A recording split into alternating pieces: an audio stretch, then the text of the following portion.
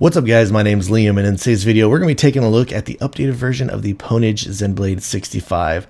I was a huge fan of the original one, and this newer version now allows you to choose between different colorways, has an 8000 Hz polling rate, and has additional features like SOCD for example. So in this video I'm going to be breaking down how my experience with this has been so far. I'll be breaking down where I feel like it stacks up on a tier list versus the other 65% layout keyboards out there on the market, and hopefully by the end of this video I will be able to help you decide whether or not this could possibly be the perfect keyboard for you.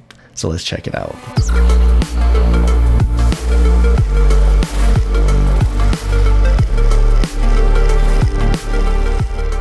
Before we get started, I did want to let you know this was sent out to me. However, everything you'll be hearing in this video is going to be my own words and my own opinions. So this did come included with this carrying case, and once you open it up, the additional accessories, it does come with some additional grips, though I don't feel like I really need these because the keycaps that do come included do feel really high quality and pretty grippy for me. A USB-C to USB Type-A cable, a switch puller. It also does come with what this appears to be some type of a limited edition plaque, as it does have a number up here in the top right hand corner, and then also some documentation. So here we got the keyboard itself, and as I mentioned in the intro, this does come with some additional colorways.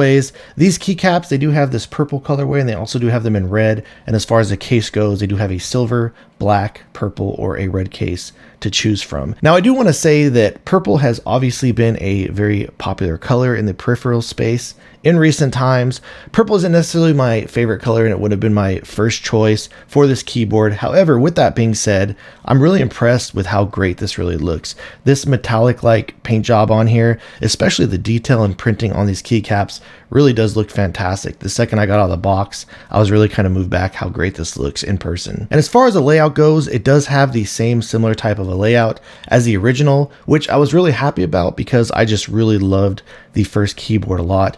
Everything about the design on this, it's just very heavy and tanky feeling. You still got the USB-C connectivity over here in the top left hand side.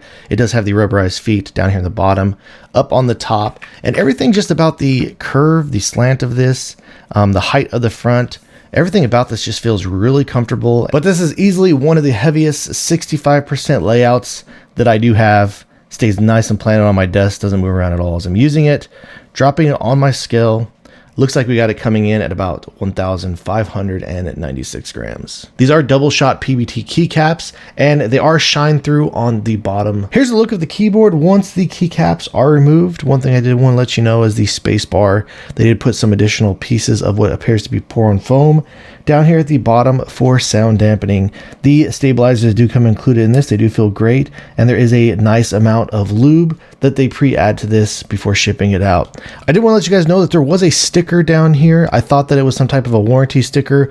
Once I removed it, there was no additional screws underneath it, which I thought that there would be in order to open this up. But as you can clearly see, here are these screw holes down here at the bottom and at the top that you will need to remove to pull this out. So this does come included with the Gateron Jade Pro switches in it. I've talked about these switches several times. They're some of my favorite switches out there. I really do like them a lot. Here's a close-up shot of what the PCB looks like. But once you do take this out, underneath the aluminum switch plate, they do have a silicone gasket in between that and the PCB itself. Here is a close-up shot of what the PCB looks like. But once you do remove that, it does have a piece of pour-on foam for additional sound dampening down here at the bottom. So now let's go ahead and we will drop a really quick sound test.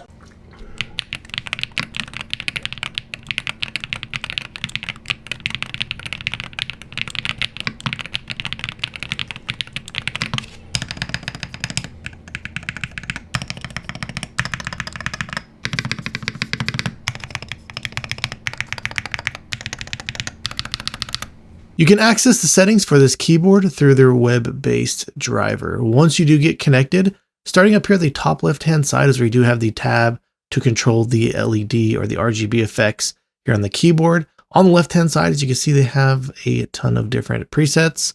I currently just have it on solid color, so I'm just using a static preset.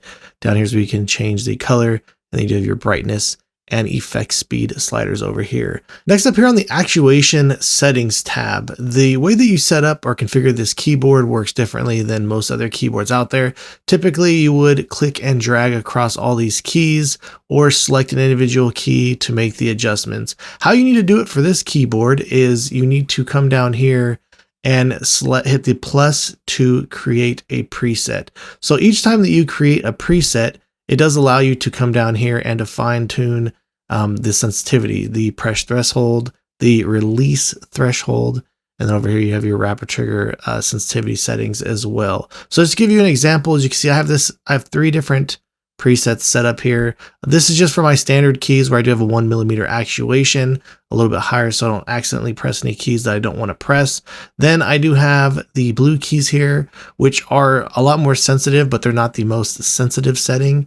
And then over here, the green tab is where I do have this set up for the most sensitive input settings possible for my WASD. So how it works is once you do get these presets all set up, and you can just keep setting up presets if you wanted to do so, just keep in mind as you're setting up these presets, each time you need to come in here and make sure that the correct switch is selected for each one. And I'll show you just a really quick example. I'll create another profile. You can adjust these presets as low as a 0.01mm and make adjustments in 0.01mm increments. And you can do the same thing over here for these rapid trigger settings as well. If I want to set up these new keys to this preset right here, I can do so, or I can just come back up here to this one and you can just make these types of adjustments however you wish to do so. And if you decided that you didn't want this anymore, you can just right click on it, come over here and delete that preset.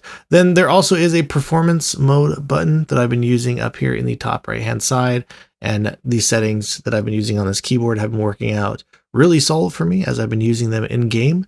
Next on the bindings tab is where you can make adjustments in the keys if you want to make any type of modifications to them. Over here on the Pro Key setting, this is where it allows you to add things like SOCD, Mod Tap, DKS, Rappy Snappy, or Toggle Key. In order to set these up, all you need to do is come over and select on which one you want to configure. Then once you are ready to configure that, you can just come down here to this plus button. Once you do hit that, you'll need to come up here on the keyboard. So if I wanted to set this up for W, for example, and then S, and then you can come over here and do the last input priority.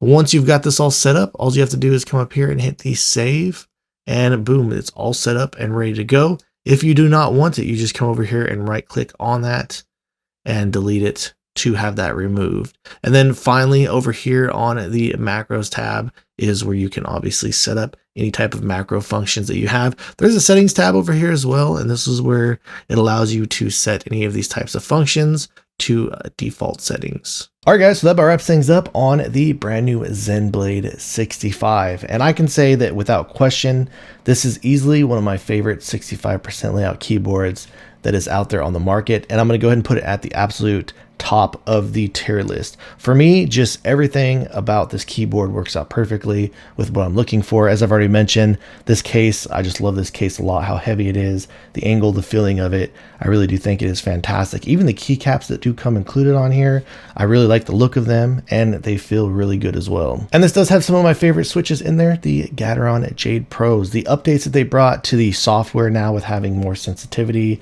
for the actuation settings, the fact that you now have functions like SOCD, really this is just about the complete package for me. The one thing I will say about this is it still is mounted into the tray itself, so it does give you a little bit more firm of a typing experience compared to something like some other types of gasket mounted systems out there. Though I do feel like that can be a benefit, honestly, for gaming, where it does tend to add some additional stability. So if you liked everything that you've seen in this video today about this keyboard, then I can absolutely recommend going and checking it out, as this is one of my favorite keyboards that is out there currently on the market. I do think it'd be a really cool addition if they were to come out with a blue case and do these keycaps with a blue colorway added to them. But with that being said, if you guys do have any additional questions or feel like I left anything out, please let me know in the comments down below. If you have enjoyed watching this video and are interested in seeing more videos like this in the future, please drop this video a like and subscribe to my channel. And thank you guys so much for watching. I look forward to seeing you in the next one.